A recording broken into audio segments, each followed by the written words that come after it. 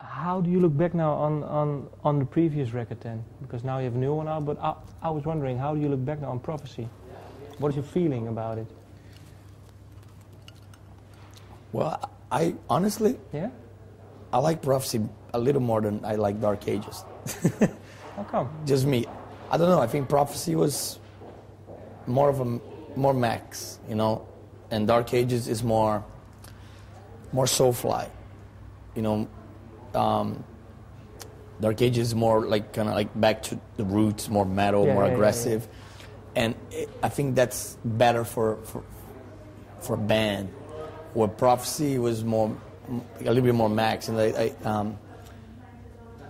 with the reggae, there was some reggae jams on it, and Moses, for example, yes. Moses, and the entire vibe of Prophecy, you know, being kind of like biblical theme, you know, the stuff was done in the desert, you know, was set up different. But I'm happy that both of them, Dark Ages is more successful, but you know, you asked me in musically, and I think I like Prophecy a little better. I don't know why.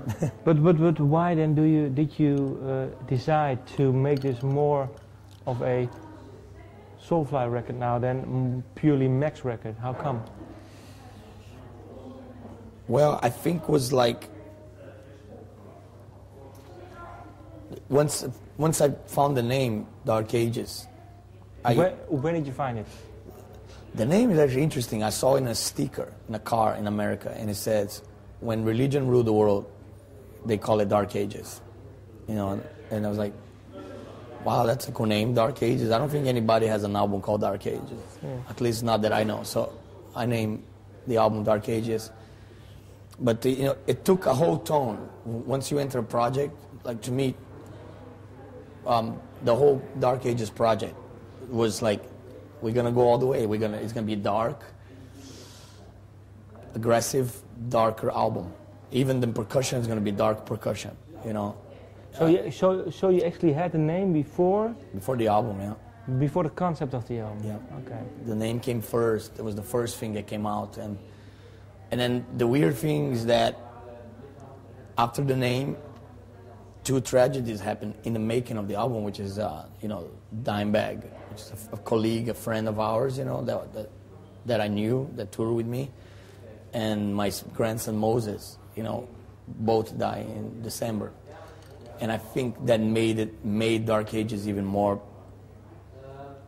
real, a little bit scary, real, too real. You know, when I was in the middle of the studio, when some kind of prophecy, maybe. Yeah, it freaked me out a little bit. You know, it's like almost like, man, you know, like I didn't knew. I was just naming the album Dark Ages, you know, but I didn't knew it was gonna go this deep.